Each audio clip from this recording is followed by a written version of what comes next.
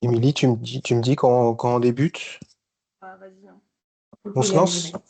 Mm. Ok, impeccable. Eh bien, c'est parti. Merci, bonjour à toutes, bonjour à tous. Bienvenue, merci à tous d'être là.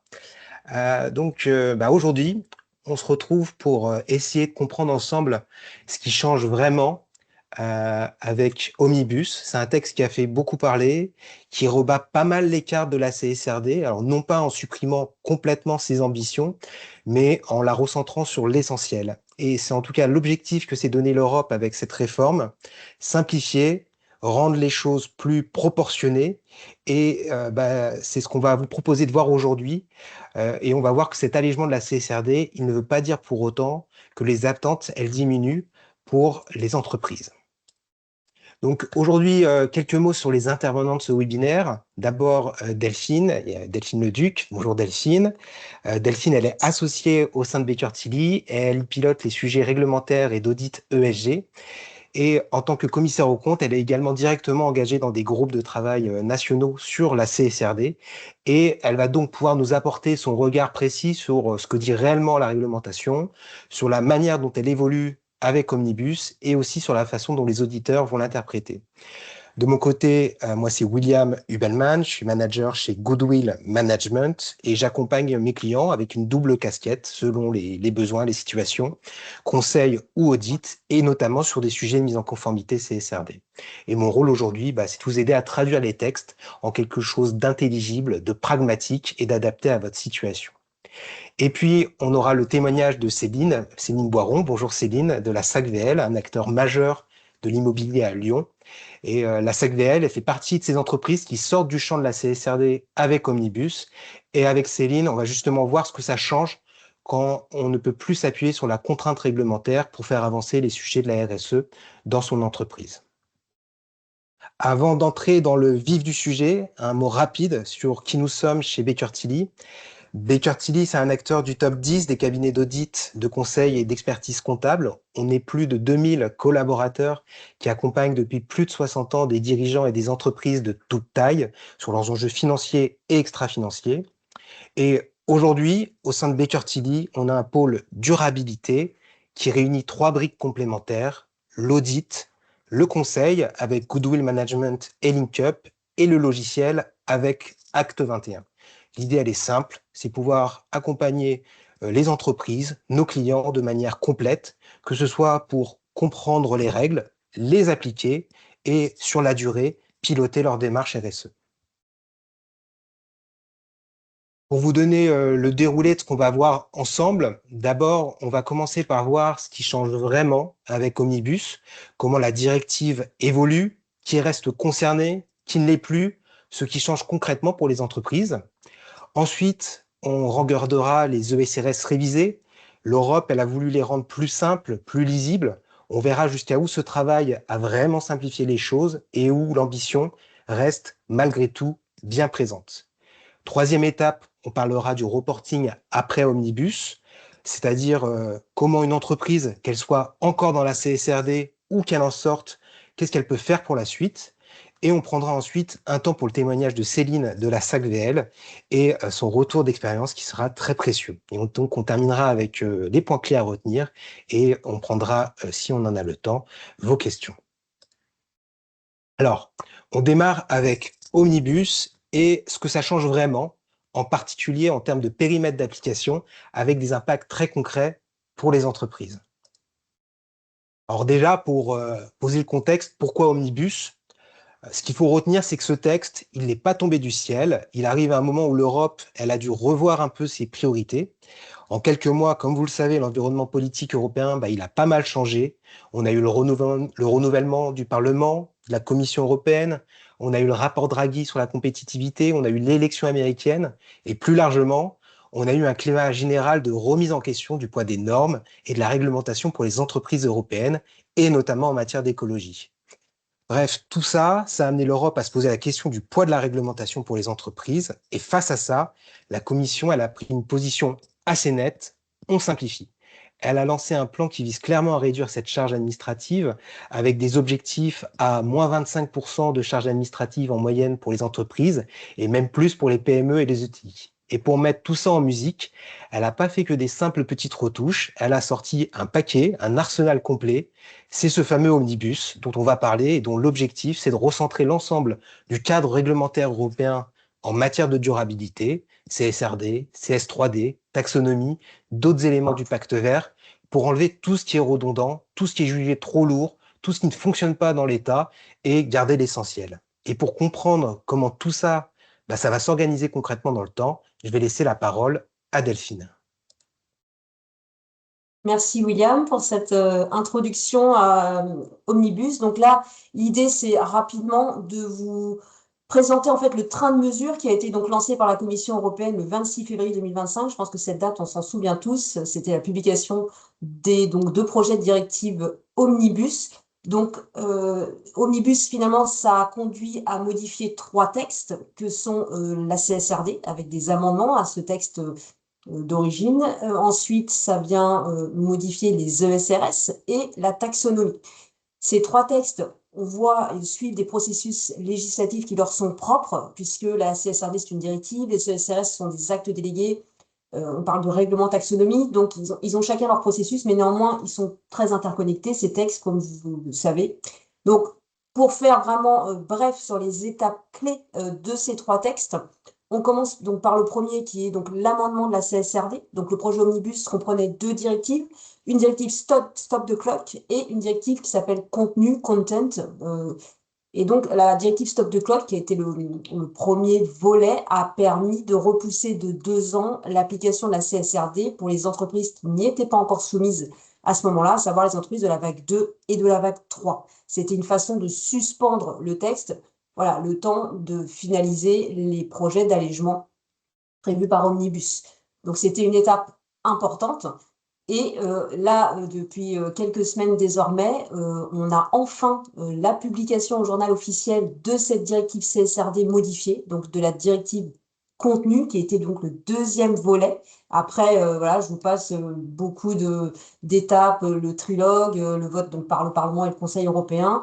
Donc on a eu voilà, beaucoup d'échanges pendant toute cette année. Et là, on a enfin la publication de la directive Content. Mais comme vous le savez également, une directive, ça nécessite d'être transposé dans le droit des États membres.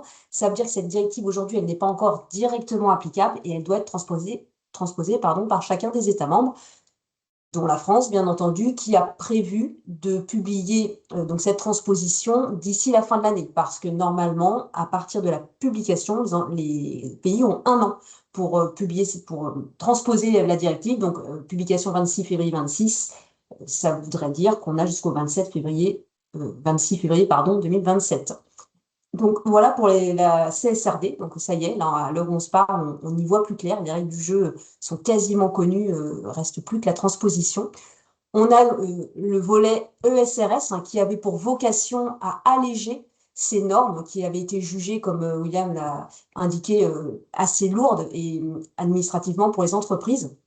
Et donc la directive Omnibus a mandaté finalement l'EFRAG pour proposer de nouvelles normes ESRS allégées pour justement prendre en compte toutes les remontées terrain qui ont conduit donc à cette directive Omnibus. Donc après une large consultation publique, c'est pareil, ça a demandé beaucoup de travail pour l'EFRAG. L'EFRAG a donc pu remettre un avis technique fin novembre à la Commission européenne, donc un nouveau projet de normes ESRS simplifiées. Et à l'heure où on se parle, les normes n'ont pas encore été adoptées officiellement. On pense maintenant que ce que l'IFRAG a proposé fin novembre, ça doit être assez proche de la version qui sera officiellement adoptée par la Commission européenne. Mais là, aujourd'hui, on n'a pas encore de version officiellement applicable. Donc voilà pour le volet ESRS.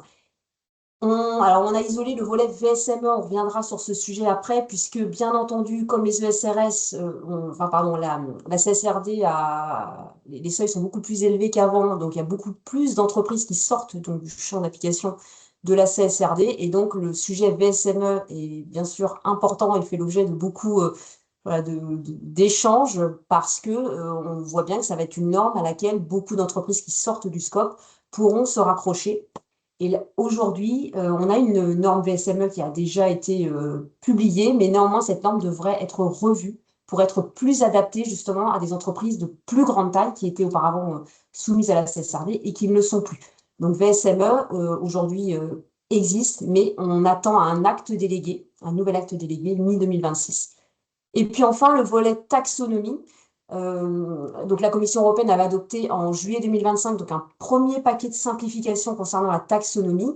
Elles ont été jugées assez mineures, ces simplifications, et donc aujourd'hui, il y a un nouveau travail, enfin, un nouveau projet de simplification qui est en cours. Et donc là, il y a une consultation d'ailleurs qui a été ouverte il y a mi-mars et jusqu'au 14 avril, qui vise donc à justement à demander un peu des feedbacks sur les projets d'actes délégués amendés, qui visent à encore simplifier la taxonomie.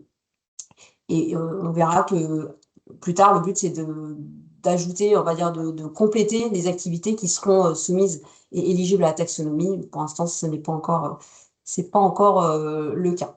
Donc voilà pour ce bref panorama réglementaire. On va aller un peu plus dans le détail sur la slide suivante pour vraiment se focaliser sur le sujet CSRD.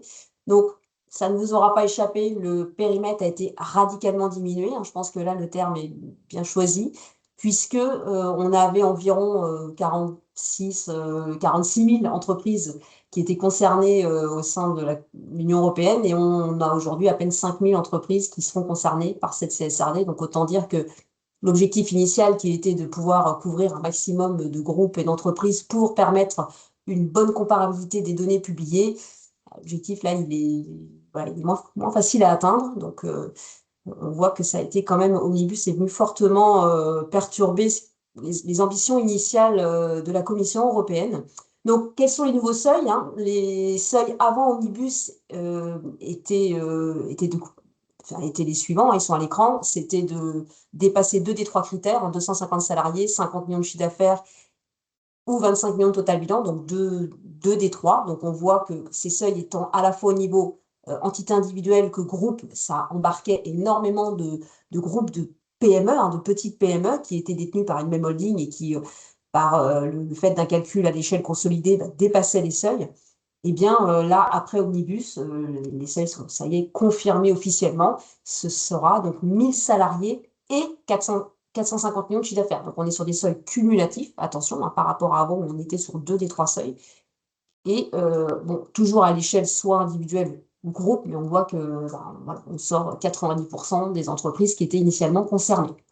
La CSDDD, là, on parle juste des seuils, mais on ne va pas en parler aujourd'hui. Donc, la directive sur le devoir de vigilance, qui, justement, elle avait des seuils qui sont les nouveaux seuils de la CSRD, à savoir 1000 salariés et 450 millions de chiffre d'affaires. Donc, ça, c'est les seuils avant Omnibus. Eh bien, elle a fait encore un bond important, puisque maintenant, ce sera 5000 salariés et 1,5 milliard de chiffre d'affaires. Et puis la taxonomie, elle suit heureusement les seuils de la CSRD pour, bien sûr, voilà, assurer une certaine cohérence, étant donné que la taxonomie doit être, les indicateurs taxonomiques doivent être intégrés au rapport de durabilité et donc aux entreprises qui doivent publier un rapport de durabilité, donc soumises à la CSRD. Donc voilà pour les seuils. Et point très important quand même qui nous semblait important d'évoquer là, ce sont les nouvelles exemptions, puisque c'est pareil, il y a eu des allègements complémentaires sur les exemptions possibles à la publication d'un rapport de durabilité. Donc, une première exemption, ce sont les PME cotées. Vous vous souvenez qu'on avait donc une approche par vague avant Omnibus, et les PME cotées devaient être dans la vague 3, c'est-à-dire qu'elles étaient bien en dessous des seuils, même avant Omnibus, mais de par leur caractère coté, elles devaient quand même publier à terme un rapport de durabilité. Là, c'est annulé. Maintenant, on est sur une logique de seuil, indépendamment du fait que la société soit cotée ou non. Donc, on exclut donc les PME cotées. Un autre cas d'exemption concerne les holdings financières. Donc là, c'est un peu plus technique parce que il faut faire attention. Il ne faut pas aller trop vite en se disant holding et on ne publie pas. Bien entendu, c'est très encadré. Et donc là, on parle en fait d'une société mère dont l'activité principale est de détenir des participations, mais sans intervenir dans l'opérationnel des filiales. Donc, tout ce qui s'apparente à des holdings animatrices ne rentre pas dans le champ de l'exemption. Et autre condition clé, c'est que les filiales doivent avoir des modèles économiques et des opérations indépendants les unes des autres. Donc, ça veut dire qu'on n'a pas d'exemption si les activités des filiales détenues par cette holding sont interconnectées ou dépendantes. Donc, ce qui pourra faire l'objet d'exemption, c'est vraiment une holding patrimoniale pure, avec des filiales, donc une holding qui détient des filiales qui opèrent dans des métiers distincts, sans chaîne de valeur commune, sans synergie opérationnelle directe entre elles. Dès lors qu'on aura un groupe intégré, c'est-à-dire avec une filiale qui peut alimenter la distribution d'une autre ou avec des fonctions support qui sont portées par la société holding, ça ne fonctionnera pas. Donc là, voilà, on voit que c'est quand même très encadré, cette exemption. Et puis, le troisième cas d'exemption qui a aussi été précisé, c'est en présence de fusion-acquisition. Maintenant, on ne sera plus obligé, on va dire, la société mère, en fait, pourra ne pas inclure, en fait, dans son état de durabilité, les entreprises nouvellement acquises, fusionnées ou cédées. C'est-à-dire qu'avant, il fallait les prendre dès l'entrée dans le groupe ou les prendre jusqu'à leur sortie du groupe. Là, il y a une tolérance, justement, l'année où il y a des restructurations. Donc ça, c'est quand même aussi un élément important. Donc voilà pour les exemptions. Si on peut passer à la slide suivante. Donc là, c'est simplement, on vient de présenter les seuils, mais il est toujours intéressant, en fonction de où vous vous situez, de bien voir, voilà, post-omnibus, dans quelle situation vous vous trouvez.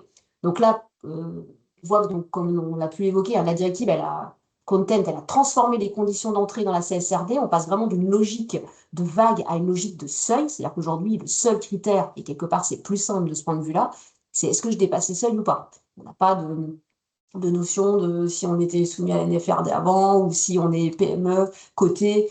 Donc ça, de ce point de vue-là, c'est plutôt simple. Et là, à l'écran, finalement, vous voyez assez facilement que les entreprises de la vague 1, donc qui publient en ce moment déjà, donc elles, si elles sont au-dessus des seuils, elles continueront à publier avec les allègements qui seront prévus pour les normes SRS.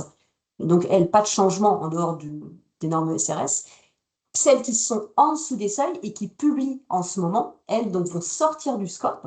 La seule chose qu'on ne sait pas encore tout à fait, c'est à partir de quand. C'est-à-dire que normalement, c'est à partir de 2027, publication 28, mais il n'est pas exclu que la France puisse permettre l'anticipation de cette sortie de scope dès 2026 si les textes sont publiés à temps. Donc ça pourrait vouloir dire que là, dès l'exercice en cours, les entreprises de la vague 1 sous les seuils sortent déjà du scope de la CSRD et tombent dans une démarche éventuellement volontaire. La vague 2, c'est simple, c'est soit je dépasse, soit je ne dépasse pas. Et donc, si je dépasse les seuils, je devrais publier à partir de 2027 pour une première publication 2028. Vague 3, il n'y a plus de vague 3. Les PME cotées sortent du scope puisqu'elles étaient en dessous les seuils. Et la vague 4, on n'en parlait pas encore trop parce que c'était pour une application en 2028 et à l'origine, c'était déjà le cas. Ce sont les entreprises non européennes. Donc là, les seuils ont évoluer. Maintenant, ce seront les entreprises, elles seront toujours visées, mais les seuils, ce sera donc 450 millions de chiffre d'affaires réalisés donc, par la société mère hors UE, mais chiffre d'affaires réalisé sur le territoire européen. Et il faudra également que cette société mère hors UE détienne une filiale ou une branche succursale qui réalise plus de 200 millions dans l'Union européenne. Donc, le critère de 450 millions, c'est sur les 2 exercices précédents. Le critère de 200, ce sera sur uniquement le dernier exercice. Pour l'instant, on en parle assez peu parce qu'elles ne seront pas soumises aux normes SRS telles qu'on les attend. Il y a une norme spécifique qui va être publiée par acte délégué en 2027. Donc, on attendra encore des précisions sur cette vague 4. Oui. Je suis désolée de t'interrompre, il faut un peu accélérer. Ok, eh ben, c'est parfait parce que j'avais terminé pour ce sujet-là. Et puis, les autres impacts d'Omnibus, très rapidement, c'est l'assurance limitée qui sera maintenue, c'est-à-dire qu'on avait au départ, la Commission européenne avait pour ambition que l'audit de ces rapports passe sous une assurance raisonnable, donc avec un niveau d'exigence beaucoup plus fort en termes de travaux et de contrôle. On va rester sur une assurance limitée pour le moment, en tout cas, il n'est pas prévu autre chose. La supply chain, donc là, ce qu'on veut dire, c'est la notion de value chain cap, c'est-à-dire qu'aujourd'hui, une entreprise ne pourra pas se voir exiger par un donneur d'ordre qui serait soumis à la CSRD des informations qui iraient au-delà du standard VSME. C'est vraiment une protection pour les PME qui, par ruissellement, pouvaient être amenées à publier des informations qu'elles n'étaient pas en capacité de produire et se retrouver parfois exclues de certains appels d'offres. Aujourd'hui, ce ne sera plus possible de demander des informations au-delà de la VSME. Les normes sectorielles qui devaient être publiées aujourd'hui, c'est supprimé. Il n'y a plus de normes sectorielles dans les tuyaux, même si la Commission européenne n'exclut pas de publier des guidelines pour quand même aider les entreprises qui sont dans des secteurs spécifiques. Et puis la taxonomie, voilà, la seule aujourd'hui simplification qui a été validée, c'est l'introduction d'un seuil de matérialité qui dispense d'analyser l'alignement des activités quand elles représentent moins de 10% au total dans le groupe. Donc voilà pour les 4 volets importants aussi d'Omnibus qui étaient essentiels à mentionner. Merci Delphine. Donc, si on récapitule avec Omnibus, on a donc compris que l'objectif visé par l'Europe, c'était de rendre la réglementation en matière de durabilité plus lisible, plus simple, et donc en théorie moins lourde, pardon, à mettre en œuvre. Et du coup, maintenant, la vraie question qu'on peut se poser, c'est est-ce que dans les faits, dans la pratique, Omnibus, ça a vraiment rendu le reporting ESG plus simple pour les entreprises concernées? Donc, déjà, pour commencer sur cette slide, hein, l'idée elle est assez simple, hein, c'est que on voit que l'Europe, avec les FRAG, elle a vraiment revu en profondeur les ESRS. Et bien sûr, le premier effet, le plus visible, c'est une réduction très importante, en tout cas en termes de volume, du nombre de data points. On passe d'un peu plus de 1000 data points dans la version originale à une baisse d'environ 60% du nombre de data points, ce qui est loin d'être anecdotique. Cette réduction, il faut vraiment la voir comme le résultat des retours d'expérience des entreprises de la vague 1, qui ont été les premières à mettre en œuvre la CSRD. Et voilà, beaucoup de ces entreprises, elles ont expliqué que les ESRS, elles étaient trop difficiles à lire, à interpréter, trop détaillées, trop lourdes. Et donc, la Commission européenne, elle a demandé à l'EFRAG de revoir en profondeur, de clarifier, de simplifier, de supprimer les répétitions, de recentrer les exigences sur ce qui est vraiment important. Et ce travail, comme vous pouvez le voir sur le petit graphique de droite, il a conduit à des coupes assez sévères sur toutes les normes ESRS, parfois même au-delà de 70% en fonction des sujets. Ce qu'il faut bien comprendre derrière ce gros chiffre de 61% de data points en moins, c'est ce qui a été vraiment retiré. Et selon moi, on n'est pas sur non plus une remise en cause en bonne et due forme des ESRS d'origine, mais plutôt sur un gros travail de simplification, avec tout un tas de data points volontaires qui ont été supprimés, un grand nombre de doublons enlevés, on a allégé le niveau de granularité des attendus qui était vraiment trop fin ou trop complexe. L'idée derrière tout ça, derrière tout ce travail, c'était vraiment d'éviter que les entreprises, elles consacrent trop de temps à lire, à digérer les textes ou à produire des informations trop détaillées qui, en pratique, apportaient peu de valeur ajoutée au rapport. Et donc, en résumé, avec les ESRS révisés, on retire beaucoup de précisions superflues, mais finalement, on touche pas, enfin, selon moi, ou presque pas à la substance et au fond des exigences. Sur cette slide, on a quand même volontairement isolé quelques changements qui, pour le coup, selon nous, sont vraiment structurants dans ces ESRS révisés si on les aborde avec un peu de pragmatisme. C'est pas une liste exhaustive des évolutions, mais c'est celles qui pourraient avoir des impacts les plus visibles dans les rapports en termes de data point. Et vous le voyez déjà, dans la grande majorité des cas, ces changements majeurs, ils concernent des KPIs qui évoluent, des data points quantitatifs. D'abord avec l'environnement, avec l'indicateur d'intensité GES par chiffre d'affaires qui disparaît. Également la suppression de l'analyse de résilience biodiversité. En parallèle, il y a des nouveautés très factuelles comme la publication des quantités de polluants, des volumes d'eau prélevés ou rejetés, ou encore la part de déchets dont la destination finale est inconnue. Sur le social, même mouvement. La ventilation des effectifs, elle est recentrée sur les 10 principaux pays, ce qui va enlever pas mal de granularité, pas toujours utile pour des grands groupes internationaux. On supprime les ventilations par tranche d'âge ou la part des salariés ayant pris des congés familiaux. Il est également désormais précisé, noir sur blanc, que l'écart de rémunération femmes-hommes doit être publié et présenté de manière non ajustée. Enfin, sur la gouvernance, plusieurs exigences narratives, des data points qualitatifs liés à l'éthique, la corruption, la gestion des relations fournisseurs sont regroupés dans un seul bloc, là où il y avait des data points spécifiques pour chacun de ces sujets. Et le délai moyen de paiement disparaît au profit de la publication des conditions standards de paiement et le pourcentage de paiement qui respecte ces conditions standards.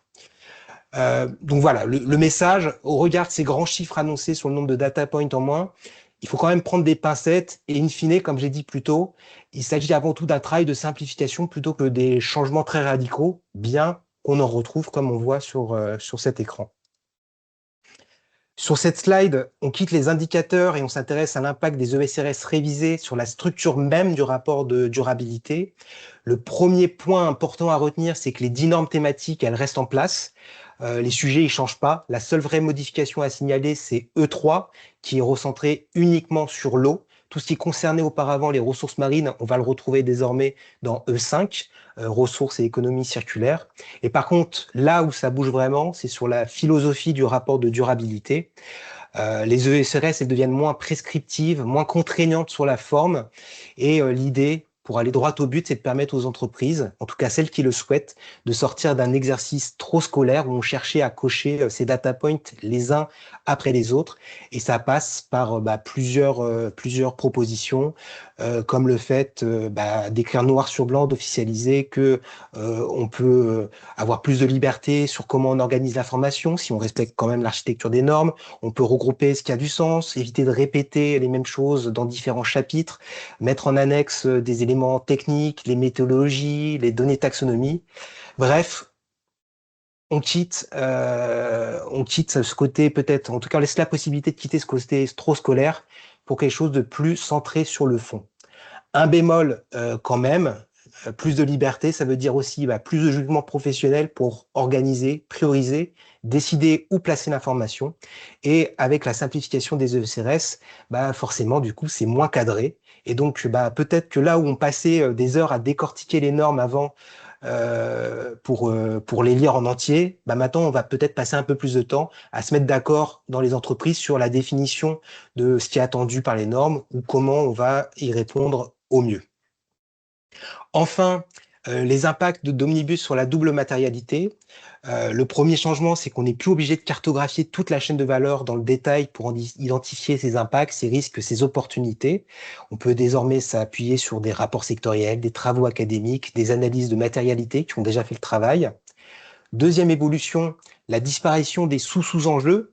On avait une liste d'items à passer au crible de l'analyse de double matérialité. Elle était très détaillée, parfois même au point qu'on perdait un peu le sens de l'exercice et on perdait pas mal de temps. Donc cette liste d'items à analyser, elle a été simplifiée, ce qui ne nous interdit pas de la réutiliser de manière volontaire si on veut faire une analyse plus fine. Enfin, des exigences ont été clarifiées. D'abord, l'approche top-down, elle est assumée par les ESRS. On peut partir de notre connaissance du business model de l'entreprise, de ses activités, des zones de risque qu'on a déjà identifiées pour pré-identifier des enjeux matériels, plutôt que de partir d'une liste théorique. Ça aura sûrement un peu plus de sens et un exercice plus naturel pour pas mal d'entreprises.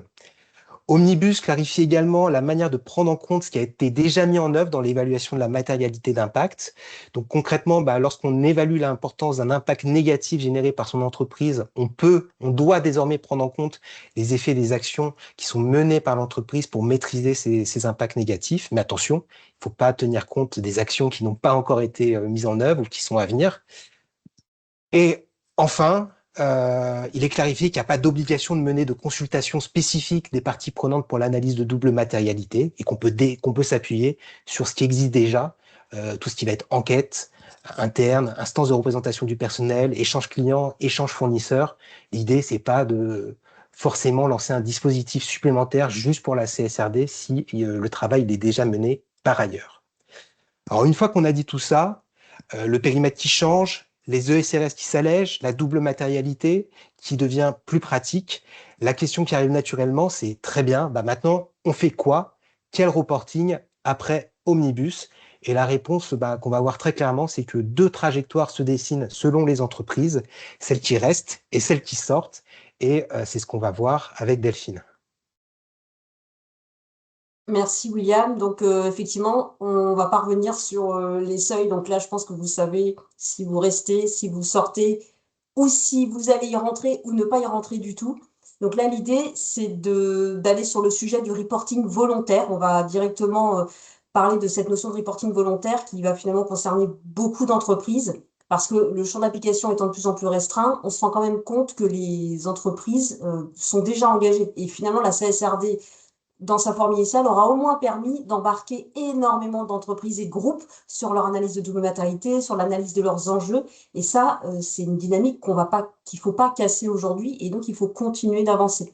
Donc là, l'objectif, c'est de montrer que finalement, il y a moins d'obligations. Ça, je pense qu'on est tous d'accord là-dessus, mais les enjeux, ils sont toujours là. Alors encore une fois, je ne vous apprends rien, mais l'idée, c'est peut-être juste de donner quelques illustrations sur les moyens de pression que vous avez à l'écran. Donc déjà, on peut commencer par 2 chiffres pour planter le décor. 15% de la note des appels d'offres porte déjà sur de l'ESG et 66% des fournisseurs disent être sollicités par leurs clients sur ces sujets. Donc on voit déjà que l'ESG, ça influence déjà les ventes et la charge administrative des entreprises.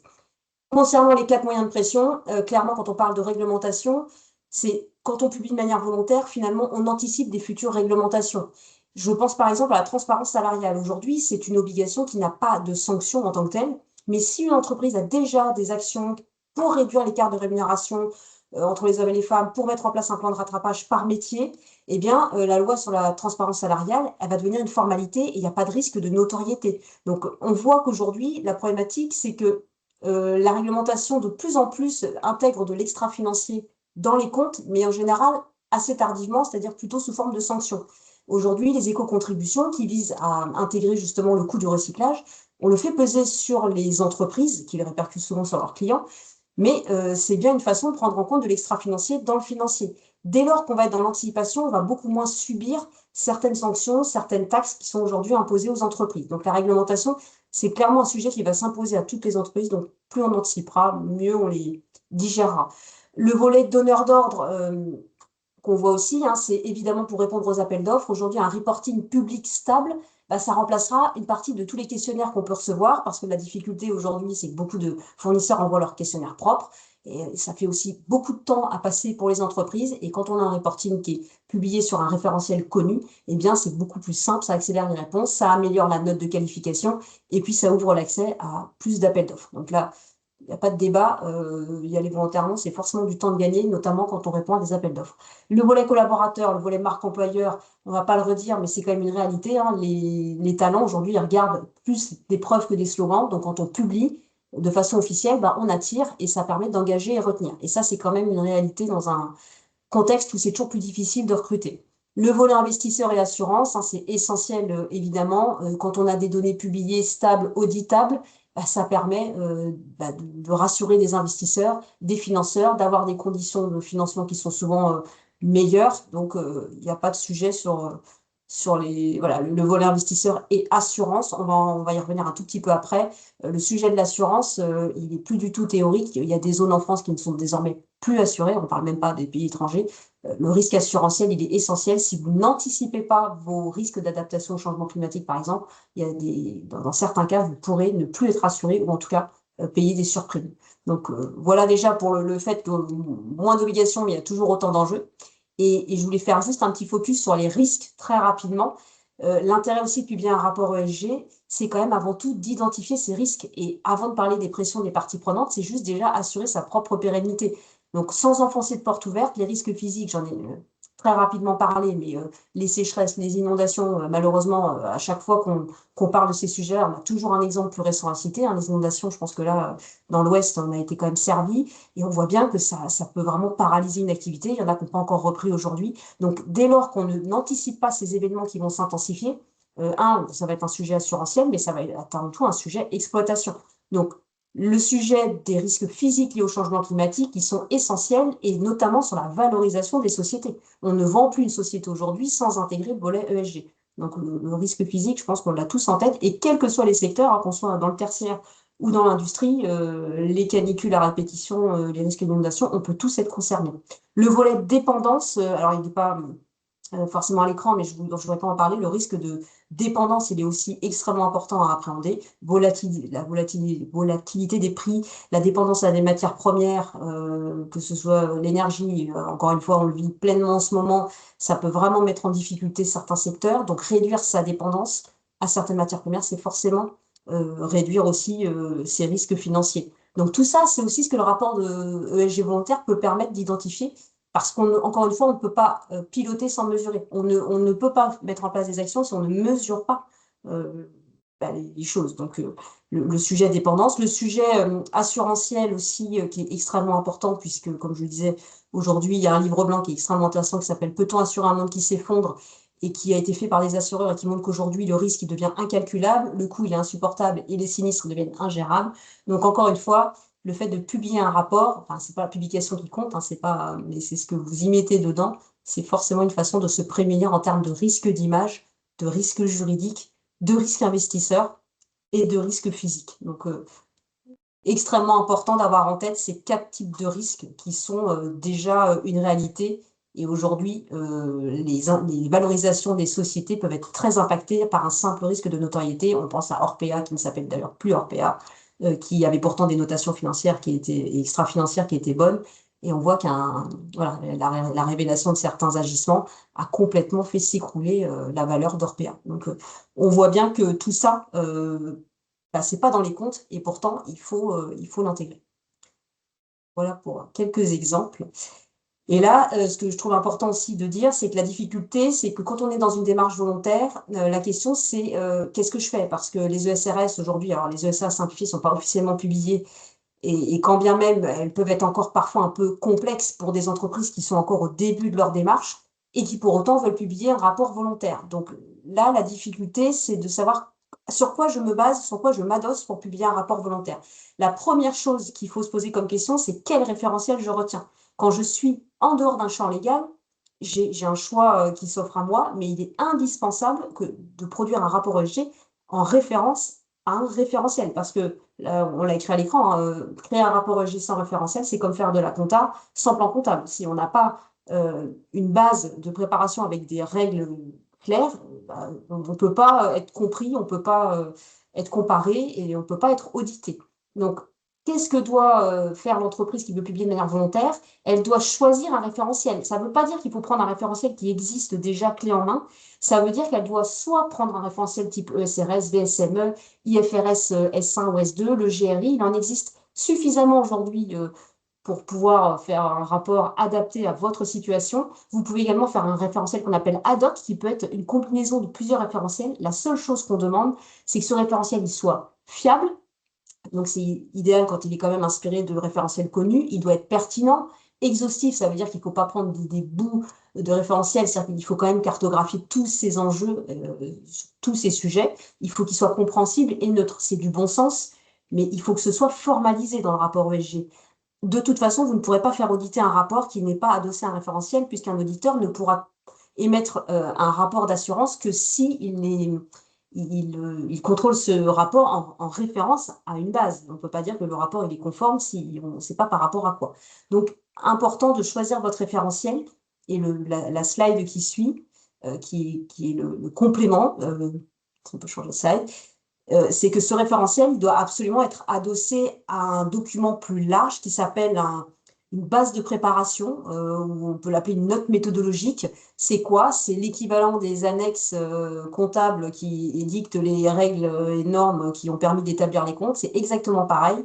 C'est qu'il faut que l'entreprise puisse expliquer comment le reporting il a été construit, quel périmètre, quelles hypothèses, quelles méthodes, quelles sources. Ça peut paraître logique, mais parfois on voit que c'est pas toujours formalisé comme tel dans les rapports. Et il est essentiel de comprendre si on est sur un périmètre consolidé, est-ce qu'on est sur un périmètre...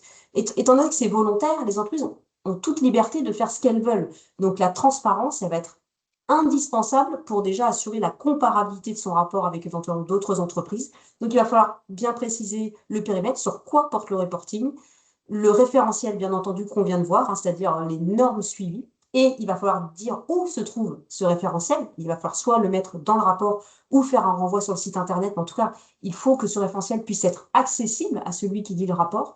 Les règles d'élaboration, ça va être finalement comment vous avez établi les définitions. C'est-à-dire que si vous publiez un certain nombre d'indicateurs, aujourd'hui, il existe des référentiels qui donnent parfois des définitions différentes pour un même indicateur. Donc, il va falloir être très précis, très transparent sur la façon dont vous avez calculé l'indicateur, les sources que vous avez utilisées, pour que le lecteur, encore une fois, comprenne bien comment vous avez construit vos KPI.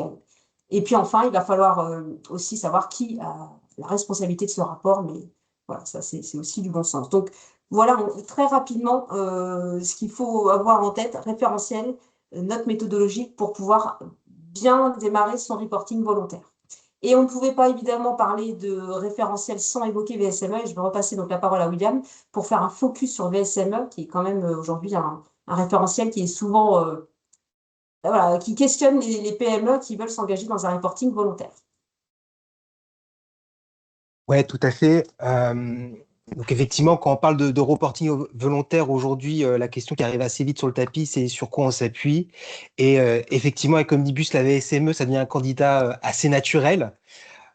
Déjà parce que effectivement, désormais, il s'adresse aux entreprises de moins de 1000 salariés, donc à la grande majorité des entreprises qui sortent du champ de la CSRD.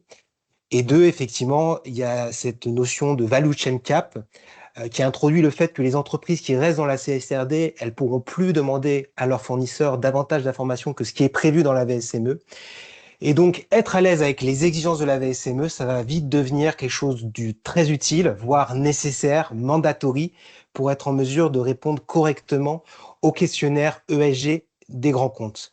Mais ce qu'on va voir, et je ne vais pas y passer trop de temps, mais c'est qu'il ne faut pas non plus euh, se dire que VSME, ça constitue non plus le référentiel ultime. On le voit par exemple, sans rentrer dans les détails, mais lorsqu'on compare, même si c'est pas le but, VSME et ECRS, qu'on est sur deux logiques très différentes, deux objectifs très différents.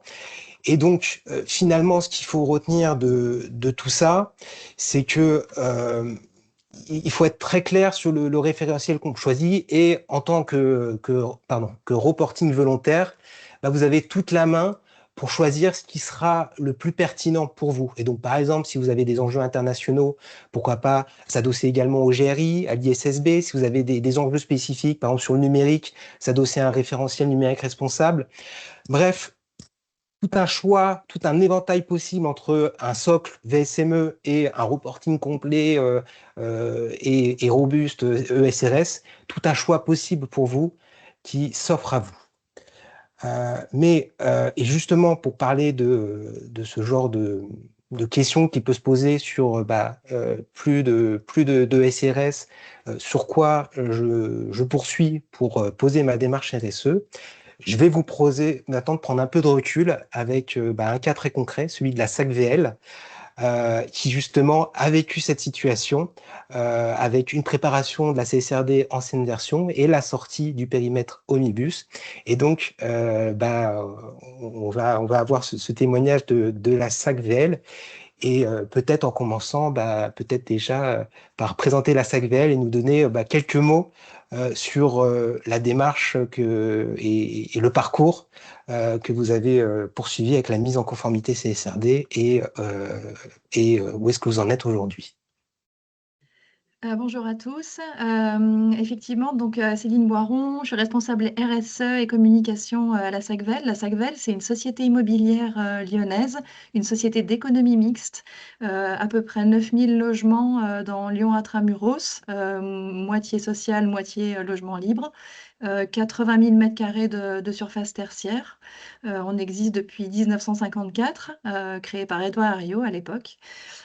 Pour donner quand même un ordre d'idée à celles et ceux qui nous écoutent, parce qu'on a parlé de seuil, on est 140 collaborateurs, on fait un chiffre d'affaires de 80 millions d'euros à peu près, et on topait à 400 millions d'euros au bilan. C'est ce qui nous a fait rentrer en 2024 dans les fourches codines de la CSRD. C'est vrai que ça a été un grand saut pour nous, un grand pas, parce qu'on menait une politique RSE, une démarche RSE volontaire depuis les années 2012-2013. On n'était pas soumis, et ça je pense que c'est vraiment important de le dire, on n'était pas soumis à la DPEF. Donc en fait, on se baladait de manière volontaire, un peu comme on l'avait envisagé dans des démarches en lien avec l'empreinte environnementale de notre parc, le traitement social, les dossiers des locataires, etc. Mais bon, c'était, disons, un peu à notre sauce. Et puis, effectivement, la CSRD arrive et on se retrouve avec deux critères sur les trois. On a commencé à s'affoler un petit peu à l'été 2024. Effectivement, on a travaillé avec Goodwill dès la rentrée pour se mettre en ordre de marche. Et là, je reconnais que pour une PME comme la nôtre, qui avait jamais connu ce genre de démarche, ça a été vraiment un Everest, même culturellement en fait, hein, le CODIR, pas du tout préparé à réfléchir en termes de matérialité, d'impact, enfin tout ça, ça nous était vraiment inconnu. Le travail qu'on a fait entre septembre et décembre, il était hyper intense, mais vraiment, je regrette absolument pas ce qu'on a fait. C'était structurant, c'était exigeant, et ça nous a emmenés, mais à pas de géant, sur des sujets qu'on avait certainement laissés un peu de côté. Et pas de regret, hein, c'est ainsi, mais pour le coup, il faut dire aussi qu'on l'a fait de manière concomitante 2024-2025 avec une démarche volontaire qui était le passage en société à mission. La société à mission, c'est une possibilité qui est donnée par la loi PAC de 2019 d'inscrire dans ses statuts ses objectifs environnementaux et sociaux. Donc sur 2024-2025, on avait la CSRD, obligatoire à l'époque, la société à mission, démarche volontaire. On a fait les deux, on a mené les deux de front. Et c'est vrai que, le point positif, je peux le dire tout de suite, c'est qu'entre la matrice, de double matérialité et ce qui est ressorti dans la société à mission, à 99 on était conformes sur, nos objectifs et nos exigences. Donc c'est plutôt rassurant. On était assez alignés. Mais encore une fois, la CSRD, elle venait, mettre un niveau de structuration qui était assez fou pour nous, de raisonner en termes, d'impact financier, d'impact, de notre activité aussi, sur l'environnement. Et ça, c'est quelque chose qui est resté. Et c'est pour ça, en ça, c'est vraiment dommage que la loi Omnibus soit passée par là, parce que même si c'était un très gros effort pour la SACVEL de se mettre au pli de la CSRD, ça nous a fait énormément progresser aussi. Donc, euh, donc voilà, est-ce que j'ai répondu à toutes vos questions, William, ou peut-être j'ai un peu débordé? Non, pas du tout. Moi, j'ai une autre question. Donc, effectivement, et je trouve que c'est intéressant et c'est important de dire que, en dépit de ces allers-retours, ça a été une phase d'apprentissage et qui a permis de générer plein de bonnes choses, notamment pour une responsable RSE, pour faire avancer ces sujets dans l'entreprise. Et la question que je me pose logiquement, c'est après Omnibus et cette sortie du scope de la CSRD, le fait de plus pouvoir se reposer sur ce levier réglementaire pour faire avancer ces sujets dans l'entreprise, est-ce que ça a été un frein? Est-ce que tu as changé d'approche, de discours? Quelle a été la réaction de la direction générale? Notre réaction, ça a été de se dire on gardait la CSRD en ligne de mire absolue. Alors, l'idée au début, c'était de dire on fait comme si on y est soumis. Simplement, la marche, elle était vraiment très haute. Vraiment, vraiment pour nous, on avait répertorié quasiment 900 data points qu'il fallait renseigner. Donc encore une fois, hein, on partait de zéro, pas de DPF, rien, et on se retrouvait CSRD 900 data points. Et là, je dois dire que j'ai eu un grand moment de solitude. Donc ce qu'on a décidé de faire avec mon directeur général, c'est de se lancer directement dans la foulée sur le référentiel VSME, enfin version juillet 2025. Donc là, j'ai quasiment terminé. On va publier un rapport pour la prochaine AG, un rapport VSME de cette version-là. Mais déjà là, c'est un énorme progrès par rapport à ce qu'on faisait les autres années. En peu de temps, on s'est mis à faire un bilan carbone complet de notre parc, ce qu'on n'avait jamais fait. Une évaluation aussi de l'impact sur la biodiversité de l'ensemble de nos résidences. Pareil, on n'avait jamais fait, avec à chaque fois des plans d'action afférents. Le, la prise en compte vraiment très forte, ça, la CSRD, pour nous, ça a été un avant-après très fort en tant qu'acteur et opérateur immobilier. On n'avait pas suffisamment pris en compte les questions en lien avec l'adaptation au changement Hmm. climatique et les politiques d'atténuation de notre activité face à un changement climatique qui est comme un bulldozer, hein. Enfin, c'est bien plus grand que nous et bien plus grand que tout ce qu'on peut imaginer. On le voit tous les jours et c'est en ça, encore une fois, tellement dommage que la CSRD ça se soit, qu'on ait rétropédalé sur ces sujets parce qu'il fallait qu'on aille aussi vite que tout le dérèglement qu'on observe. Donc pour le coup, ça nous a permis dès l'année dernière de modifier un appel d'offres. Je le prends comme exemple qui était vraiment très important pour nous, qui était l'entretien des espaces extérieurs dans les résidences. Depuis les années 80, on surfait sur cette vague de raser au cordeau, que rien ne dépasse, parce que comme ça, les locataires, ils avaient l'impression qu'ils en avaient pour leur argent. On a refondu complètement le travail et on est parti avec un groupement s'est fixé comme objectif une renaturation des espaces extérieurs de 30% en 4 ans. Ça, c'est clairement une transfiguration de notre façon de voir les choses apportée par le travail qui a été mené dans le cadre de la CSRD, mais que je garde en prolongement avec toute la démarche VSME. La démarche VSME aussi, elle m'oblige à faire un exercice que je ne faisais pas du tout avant, qui est la cartographie des aléas climatiques.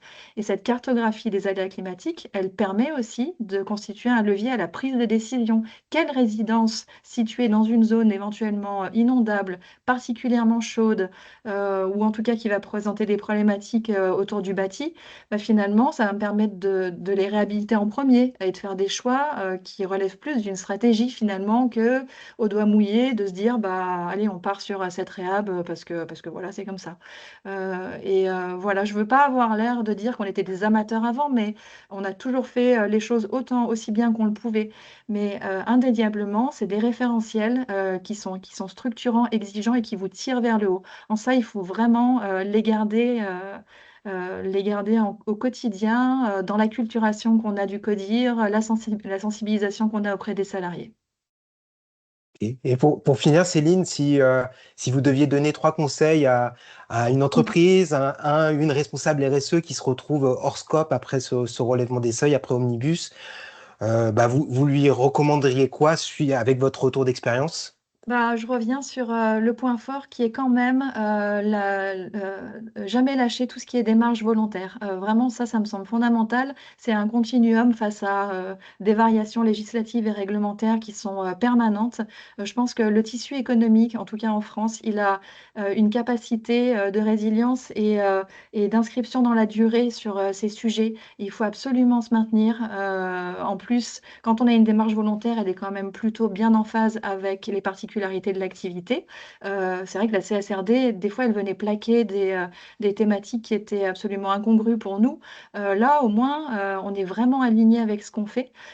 Donc, le mix démarche volontaire, pression législative et réglementaire, il est vraiment intéressant à garder. Et puis aussi parce que nous, on a fait l'erreur pendant des années et enfin, j'invite vraiment à pas le reproduire.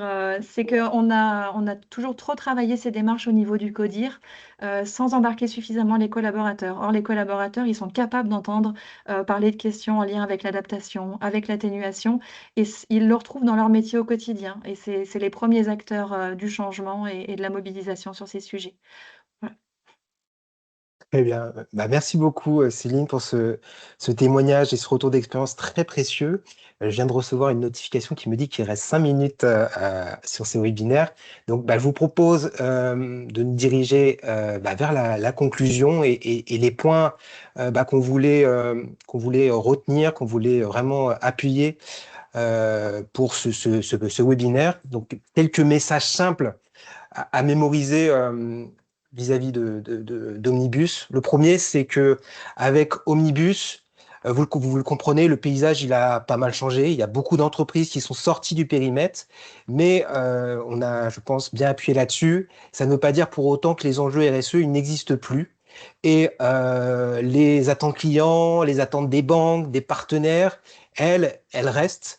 Et par exemple, et il faut être en mesure d'y répondre de manière crédible, sérieuse, sans rentrer dans du greenwashing.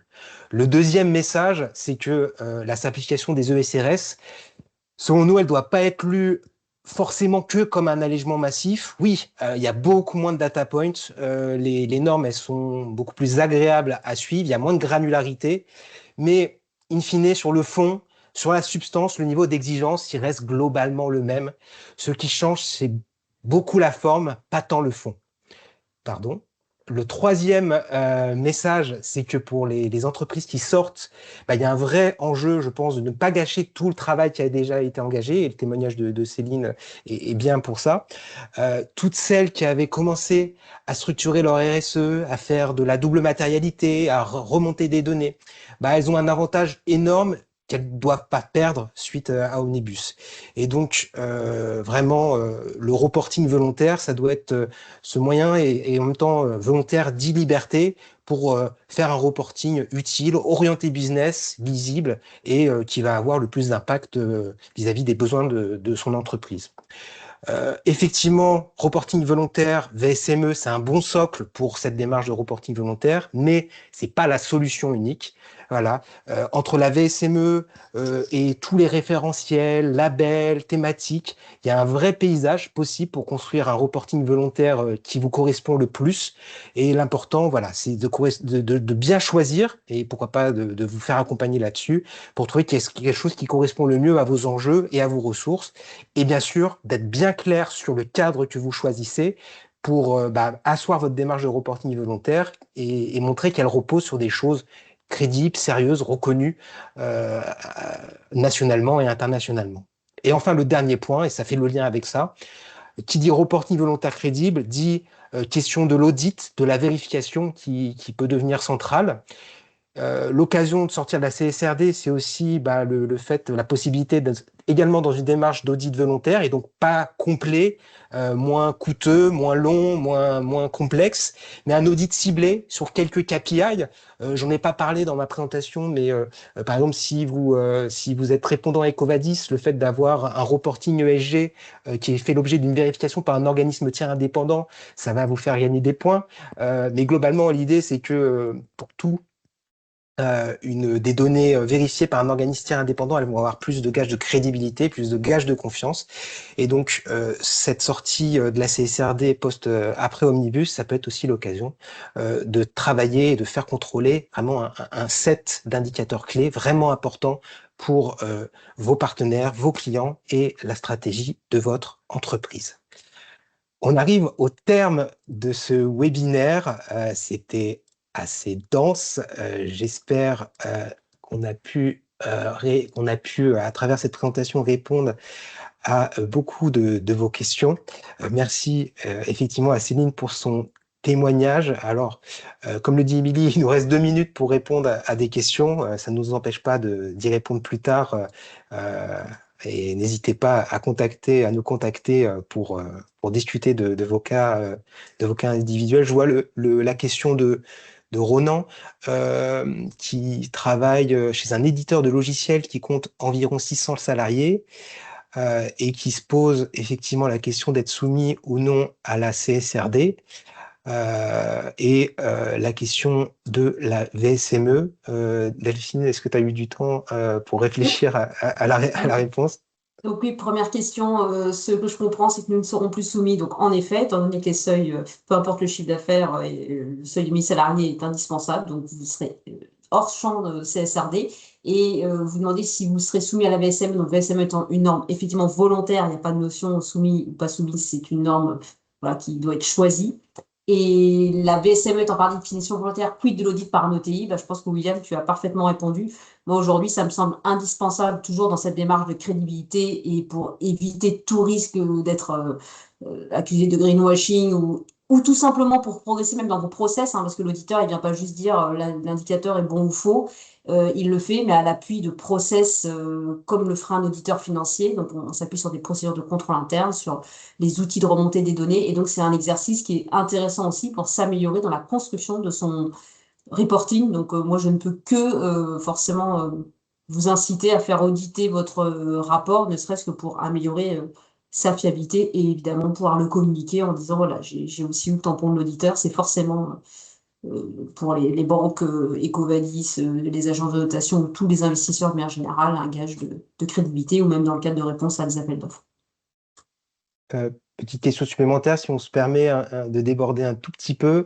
Question de Mélodie sur la taxonomie. Si j'ai bien compris, la réglementation va encore évoluer sur ce sujet. Oui, en fait, là, il y a eu une simplification, mais qui est somme toute assez mineure, hein, à part le seuil de 10% et puis quelques allègements sur les DNSH. On ne peut pas dire qu'il y a eu un allègement massif en dehors des seuils, hein, qui du coup s'alignent sur ceux de la CSRD.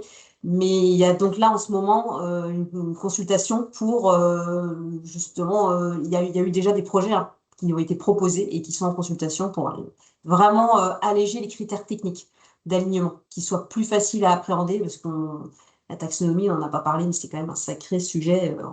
Techniquement, c'est assez costaud. Donc oui, ils sont en train de simplifier aussi la taxonomie. Très bien. Écoutez, on arrive au terme de ce webinaire.